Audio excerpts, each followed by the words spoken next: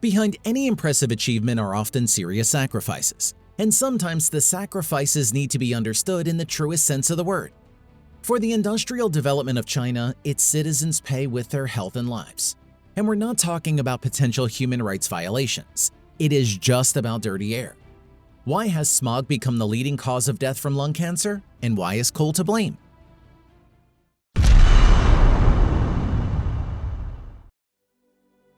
Did you know that air pollution is among the top 3 causes of death in the world?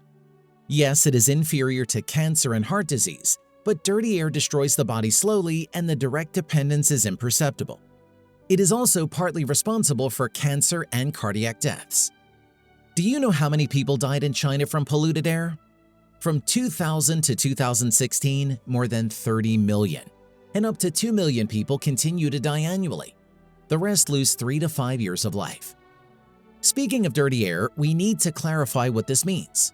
The main pollutants are carbon dioxide, sulfur, and nitrogen oxides, carbon monoxide, volatile organic compounds, and particulate matter per million. There are 2 groups, PM10 and PM2.5, and the latter is more dangerous. Why? It is simple. 2.5 is the volume in micrometers. Unlike the larger PM10, these microparticles are not filtered out by the mucous membranes of the respiratory tract and enter directly into the alveoli of the lungs, where gas exchange occurs. From there into the blood, after which they are carried throughout the body and enter the brain. If the concentration of PM2.5 is high, then the body will respond immediately: shortness of breath, cardiac arrhythmia, hypoxia. In most cases, their influence is imperceptible, and the effect is cumulative. The cardiovascular and respiratory systems suffer, and among the long-term consequences is cognitive decline. The main component of Chinese smog is PM2.5, and a comparison of Chinese and European figures shows a dramatic difference. WHO recommends that the annual average should not exceed 10 micrograms per cubic meter, and the daily average should not exceed 25 micrograms per cubic meter. And in 2013, the dirtiest year on record, the annual average in Beijing was 170 micrograms per cubic meter, 17 times the norm. In Shanghai, 91 micrograms per cubic meter.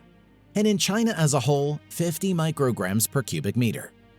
For comparison, data on EU cities for 2013. 2045 Paris, 1638 Berlin, 16 London, 1082 Oslo, 55 Stockholm. Did China have clean air? It's hard to answer. Beijing only started publishing official PM2.5 statistics in 2013. But when did China take a wrong turn, and why are its people paying for it with their lives? Maybe we know the answer. China, after the Second World War, is a country with destroyed infrastructure and a backward economy. Only by 1952 was it possible to reach pre-war indicators. Although during the first 5-year plan of 1953 to 1957, the country built thousands of enterprises and mines with the assistance of the Soviet Union. Then things started to go wrong. First, a bad harvest in 1959 to 61 led to widespread starvation, causing between 10 and 45 million people to die. Then Mao quarreled with the USSR and the Soviets withdrew all consultants, curtailing financial assistance as well. An economic crisis broke out in the country. It was not until the early 1970s that the situation was stabilized, but then Mao died. And a new period was coming. 1978, the country's leader Deng Xiaoping proclaimed the policy of reform and opening up economic reforms. The goal of the transformation was to be the modernization and development of the Chinese economy, as well as the country's entry into the world market. By the way, official reforms are still ongoing. The question arises, what is critically important for any economy? Electricity. In the 1960s and 70s of the last century, almost the entire world generated electricity by burning coal. But if the developed countries built nuclear reactors and tried to use natural resources, then coal was China's only option. Moreover, it was in abundance in the country. Think about it. In 1965, 88% of all electricity was produced in China by coal-fired power plants. In 1978, this figure was already 71%. but not due to the abandonment of coal. First of all, this was led by the development of transport and the growth in the consumption of petroleum products in the country's energy sector. But that was only the beginning. Until the 1990s, the Chinese economy developed in a planned manner. Realizing that this slows down the process, Deng Xiaoping and the party finally put China on a market track in the early 1990s. After 1992, mass privatization of existing and construction of new industrial enterprises began. This immediately gives the expected effect. Between 1995 and 2009, China's GDP grew at an average rate of almost 10% annually. And certainly, such development required a huge amount of electricity. This is confirmed by the graph of China's coal consumption. It quadrupled from 1990 to 2019, going from 1 billion metric tons of coal to 4 billion. Since 2011, China has consumed more coal than the rest of the world combined. Today, 57% of all electricity in China is still produced by burning coal. In 2015, this figure was 64%, and in 1978, 71%. But it is critical to understand that the country's industrial growth is still ongoing, all in all sectors of the economy at the same time: industry, transport, construction, and others. Therefore, the level of energy consumption by China in absolute terms is constantly growing, and even attempts to switch to alternative energy sources do not reduce it. Right now, China is building a huge number of new coal-fired plants. About 176 gigawatts of coal capacity were built in the world in 2021, and more than half are China projects, within the country and internationally. In 2021, the level of coal consumption increased by 5.2% compared to 2020, and that in turn showed an increase of 4 billion tons in 2019. This figure will only grow in the next few years. At the end of 2021, China announced an increase in its own coal production in the provinces of Shaanxi and Inner Mongolia by 500 million tons. So, what's wrong with coal and coal-fired plants? The fact is that this is the dirtiest way to get energy. Because for combustion, coal is crushed and then burned in a pulverized coal boiler. The heat from the furnace turns boiled water into steam, which is then used to rotate turbine generators.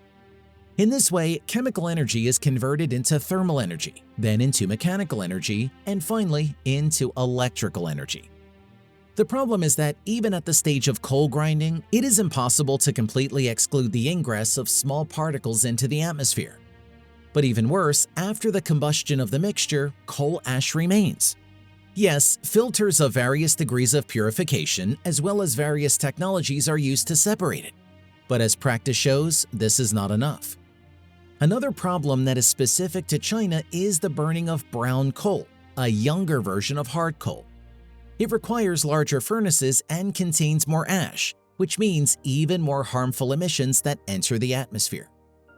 As a result, despite all the benefits, most countries recognize coal's harm and close existing coal-fired power plants, as well as cancel the construction of new ones, while Asia, led by China, has no plans to abandon it. Why is it so? It's simple: efficiency and profit. Coal remains the cheapest and one of the most efficient fossil fuels. In terms of the amount of potentially produced electricity per unit area, it is generally unrivaled and can generate 40 to 50 times more energy than solar photovoltaic cells or wind turbines. Let's be honest, for China, with its ambitions and plans, the cost will be at the forefront for a long time to come. Therefore, coal-fired power plants will continue to pollute the Chinese air. The only question is how much and for how long. Are there reasons for optimism? There are, although with some skepticism. It was only after 2013, which was called air apocalypse in China, because of the level of air pollution, that the country began to implement a plan to upgrade the coal industry. A war on air pollution has also been declared. As of 2022, according to the Chinese authorities, more than 80% of the old power plants have been updated and received modern cleaning and filtration systems. Even so, they cannot provide 100% absence of emissions, and it's not clear what happened to the remaining 20%. Also, in the period from 2016 to 2021, China made the following commitments to the global community on climate issues. Number 1. Until 2030, the country will reach the peak level of carbon dioxide emissions. Number 2. Before 2060, China promises to become carbon neutral. Number 3. By 2030, the share of non-fossil fuels in the energy sector will increase to 25%. Now it is 16%. And China partially fulfills these obligations. Today, the country is the world leader in terms of investments and growth rates of alternative energy sources. China produces almost a quarter of the world's wind power and has 2/3 of the world's solar power. The country is also investing in cleaner fuel sources such as gas. In 2019, it accounted for 8.1% of total energy consumption, although 10 years ago it was only 3.5%. The goal is 10%. What is more, China develops nuclear power. There are 53 nuclear reactors in the country, and only France and the USA have more capacities. The plan for the year 2025 is global leadership. All this has already had its effect. Since 2014, when Prime Minister Li Keqiang declared a war on air pollution, the country's emissions have been reduced by 40% according to satellite data. Beijing has become cleaner by 50 to 60%.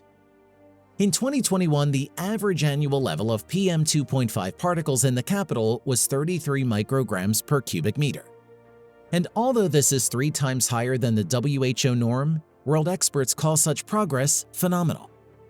But at the same time, the country continues to extract and use more and more coal, building new, allegedly more efficient power plants.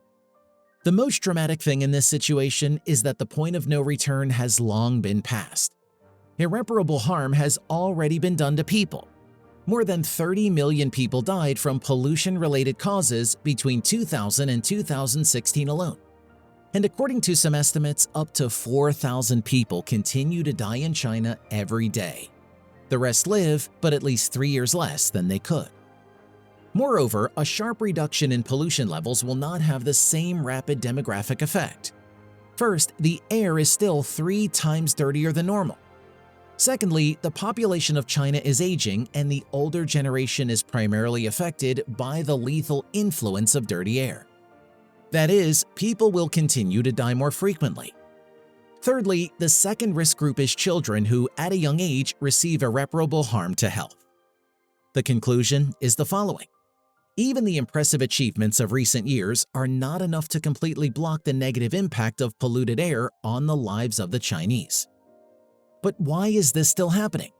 Why does coal continue to kill over 1 million Chinese every year? In fact, both the government and the people of China are ready to pay with their health for the rapid economic development of the country and increased well-being. It is better to live richer and shorter than to live in poverty and longer.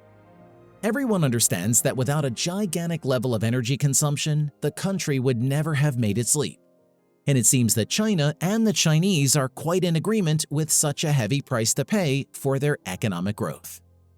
However, as the country's prosperity grows, more and more voices are heard insisting on caring for the health of the nation.